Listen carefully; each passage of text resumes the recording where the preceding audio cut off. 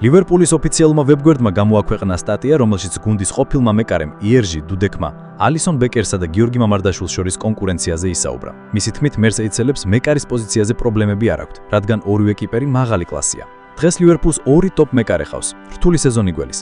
ბევრი შეხვედრა იქნება და აუცილებელია, რომ გუნდს ორი მაღალკვალიფიციური მეკარე ჰქონდეს. ჩემი აზრით, ალისონი მსოფლიოს ერთ-ერთი საუკეთესოა და გუნდის პირველი ნომერია. მამარდაშვილს კი საჭირო თვისებები გააჩნია, რომ პრემიერ ლიგაში უმაღლეს დონეზე იასპარეზოს და სანდოს შემცველად იქცეს. მას დრო დაჭირდება ადაპტაციისთვის.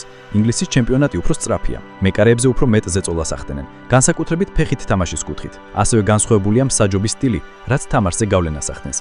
ლივერპულისთვის საუკეთესო სცენარია, როცა ორივე მეკარე მაღალ დონეზეა. თუ ალისონი თავის დონეს შეინარჩუნებს, მამარდაშვილმაც უნდა ეცადოს, რომ მასთან ერთ დონეზე მივიდეს. ახლა ის მეორე ნომერია, მაგრამ შანსი თუ მიეცემა, აუცილებლად უნდა გამოიყენოს. ჯერჯერობით მათ შორის ურთიერთობა შესანიშნავია და იმედი მაქვს, რომ ასე გაგრძელდება. სეზონში ბევრი თამაშია და მეკარეების როტაცია გარდაუვალია.